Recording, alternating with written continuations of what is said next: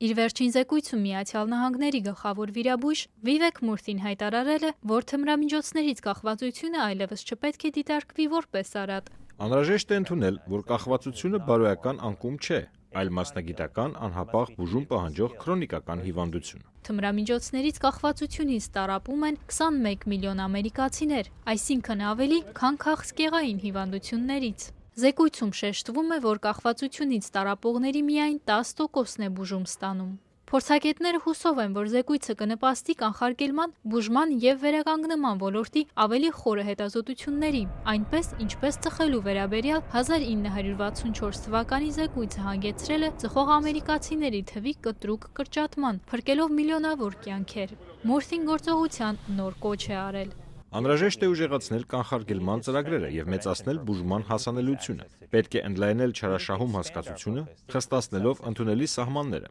Հարկավոր է նաև վերանայել կախվածության վերաբերյալ մեր ընկալումը։ Այս ճգնաժամին պատշաճ արձագանքը բարոյական փորձություն է Ամերիկայի համար, նշել է Մուրթին։ Ամերիկայի ձայն, Վաշինգտոն։